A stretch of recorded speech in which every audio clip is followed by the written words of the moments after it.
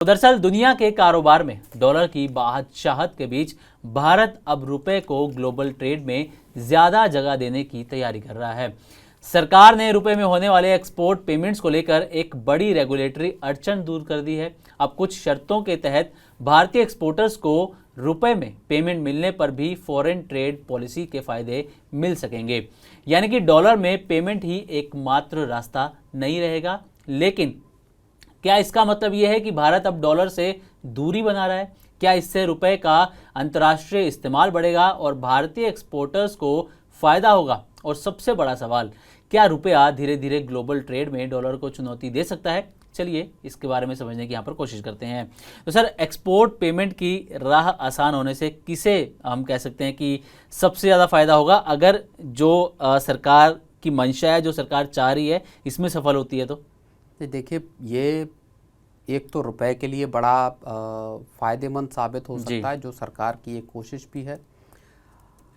और ये इस नियम को लाने के लिए इम्पोर्टर्स के लिए, चूंकि आरबीआई ने 2022 में ही इस नियम को लेकर आए थे,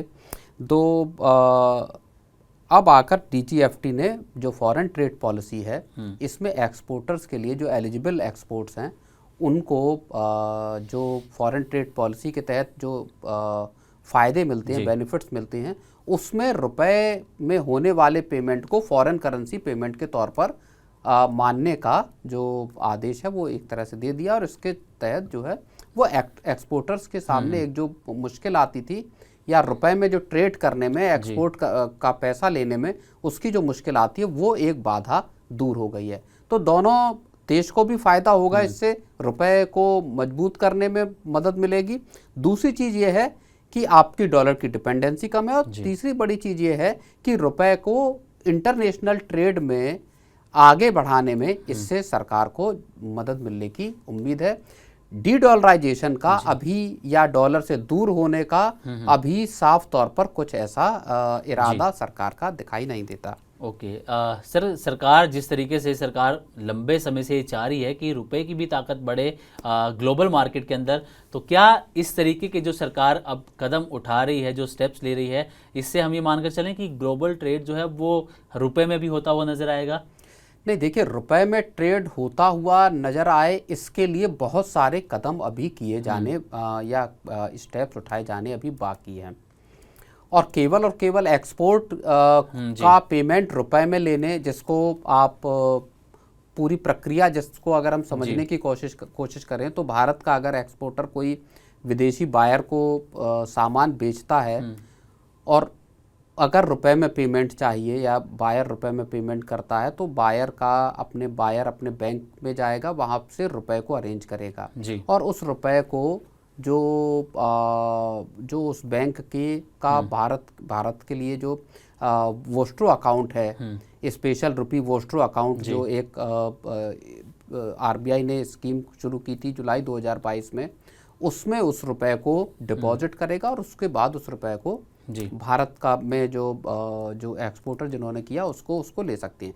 इससे डॉलर को कन्वर्ट करने की ज़रूरत जो है वो ख़त्म होगी, और उसकी कॉस्ट कम होगी, और डॉलर की डिमांड भी कम होगी। तो ये तो प्रक्रिया इसकी हुई, लेकिन काम इतने से केवल होगा नहीं। जब तक आप इंपोर्ट को इसमें शामिल नहीं करेंगे, और जब तक आप मल्टी जो कंट्री आप ट्रेड को रुपए के जरिए करने की कोशिश नहीं करेंगे, तब तक रुपए का इंटरनेशनलाइजेशन जो है किया जाना थोड़ा मुश्किल होगा। बिल्कुल। अच्छा, एक बात सर, एक्सपोर्ट इंसेंटिव्स की भी होती है, तो क्या आपको लग रहा है कि अगर रुपए में पेमेंट करते हैं तो एक्सपोर्ट इंसेंटिव्स मिलेंगे, और ये इंसेंटिव मिलने से किस तरीके का बदलाव एक्सपोर्ट में या बाकी कारोबार में देखने को मिलेगा? नहीं, देखिए, जो पहले डॉलर के में या आप पैसा लेते थे, उसके जो इंसेंटिव मिलते थे, वही इंसेंटिव अगर आप रुपए में लेते हैं तो वो मिलेंगे। इस पूरे पेमेंट को दरअसल फॉरेन करेंसी के तौर पर यहाँ पर माना जाएगा। लेकिन मैं फिर वही बात कह रहा हूँ कि एक तो सरकार ने, देखिए, साफ तौर पर ये कहा, हम अगर इसको लार्जर पिक्चर के तौर पर सिमरन जी समझने की कोशिश करें, एक तो सरकार साफ तौर पर ये कह चुकी है कि उसका ब्रिक्स में जब जोहानिसबर्ग में बैठक हुई थी, तब एक विचार आया था कि साहब क्यों ना एक ब्रिक्स की कॉमन करेंसी बना ली जाए और जो ब्रिक्स कंट्रीज हैं वो इसी के जरिए ट्रेड करें। और बड़े बड़े ताकतवर मुल्क हैं ब्रिक्स में, आपका चीन है, रूस है, हम हैं और मुल्क हैं, तो उसी में करें। लेकिन अमेरिका का उस पर शार्प एक रिएक्शन आया था कि अगर ये अपना करेंसी लेकर आने की कोशिश करते हैं, अगर डॉलर को कमज़ोर करने की कोशिश की गई तो इसके नतीजे ठीक नहीं होंगे।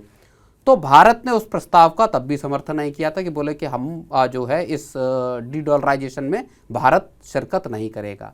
भारत की कोशिश दरअसल ये है कि जो इंटरनेशनल जो ट्रेड है भारत का अपने सहयोगी मुल्कों के साथ, यूएई हो गया, रूस हो गया, ईरान हो गया और बाकी के जो मुल्क हो गए, इनके साथ जो आपके ट्रेड रिलेशंस हैं उसमें किस तरह से रुपए का एक साइकिल चलाया जा सकता है, जिसमें न केवल आप एक्सपोर्ट का पैसा रुपए में लें बल्कि इंपोर्ट का पैसा भी लें।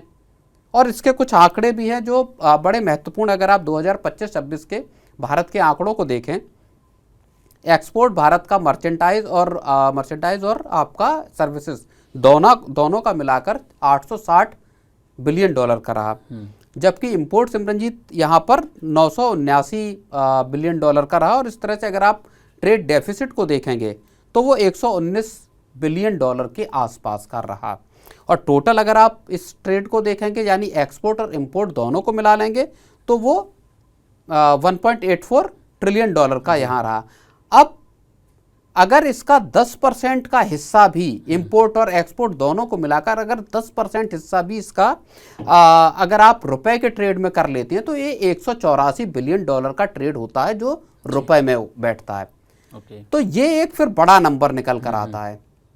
इसलिए इसमें इंपोर्ट में, और हालांकि आरबीआई ने इंपोर्ट में इस चीज को पहले ही इजाजत दे दी थी, लेकिन आपको यहाँ जो समस्या पैदा हो रही थी अब तक, वो समस्या ये पैदा हो रही थी कि जब हम सामान खरीद रहे थे दूसरे मुल्क से, खासतौर पर इसमें रूस का उदाहरण आता है सिमरनजीत, जब भारत ने रूस से 2022 से 24 के दौरान ये समस्या बहुत ज़्यादा दिखाई दी।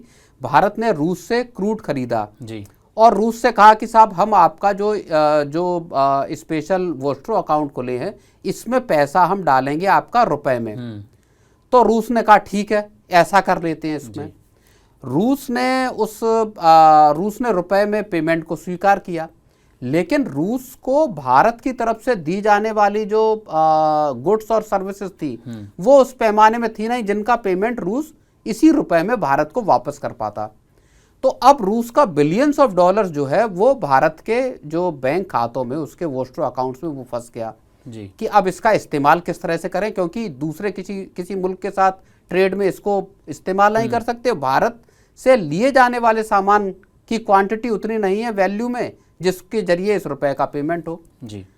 तो जरूरी यहाँ पर यह है, हालांकि बाद में भारत का रूस को जो एक्सपोर्ट है वो बढ़ा और धीरे धीरे ये मसला सेटल होता हुआ दिखाई दिया, लेकिन जरूरी यहाँ पर यह है कि केवल और केवल ऐसा ना हो जहाँ पर मैं आपको सामान बेच रहा हूँ और आप मुझे सामान बेच रहे हैं और हम रुपए में ट्रेड कर रहे हैं। इस तरह से ये कहानी दरअसल भारत की, अगर रुपए का इंटरनेशनलाइजेशन करना है तो वो चलेगी नहीं। भारत मान लीजिए रूस को सामान बेचता है और रूस भारत को रुपए में पेमेंट करता है और रूस इसी तरह देता है तो भारत ने रुपए में पेमेंट किया। अब इसी रुपए के पेमेंट से रूस अगर मान लीजिए यूएई को पेमेंट कर दे जो यूएई से सामान खरीद रहा है, और यूएई इसी रुपए के पेमेंट को मान लीजिए थर्ड पार्टी, सपोज सऊदी अरब या यूके किसी को पेमेंट कर देता है जो सर्विसेज या वो वहां से ले रहा है, और यूके अगर भारत से फिर कोई ट्रेड कर रहा हो तो उसी रुपए को भारत को यूज कर ले। तो जो डॉलर का जो तौर तरीका है अभी कि दुनिया के 2 मुल्क, 3 मुल्क, 4 मुल्क आपस में जो ट्रेड कर रहे हैं वहां डॉलर का इस्तेमाल कर रहे हैं, उसके जरिए ट्रेड कर रहे हैं। अगर आप उसको अपने जो पार्टनर कंट्रीज हैं उनके साथ कंबाइंड तौर पर इसको इस्तेमाल करने की कोशिश करेंगे, इसमें ट्रेड में बढ़ाएंगे, तभी रुपए का दरअसल सही तरह से अंतर्राष्ट्रीयकरण हो पाएगा। बिल्कुल। चलिए सर, एक छोटा सा सवाल और लेना चाहूँगा। ये जो कदम उठाया गया इससे कह रहे हैं कि सबसे ज़्यादा फायदा हमें उन देशों के साथ व्यापार करने में होगा जहाँ पर डॉलर की शॉर्टेज है, जो छोटे देश हैं जहाँ पर डॉलर की कमी है, वहाँ पर हमें ज़्यादा इसका फ़ायदा होने वाला है। हाँ बिल्कुल, ऐसा जिनके पास डॉलर नहीं है, या अब मान लीजिए ऐसे कंट्रीज जिनके साथ जिन पर सैंक्शंस हैं जी, तो वहाँ पर भी आपको इसका फ़ायदा होता हुआ दिखाई देगा।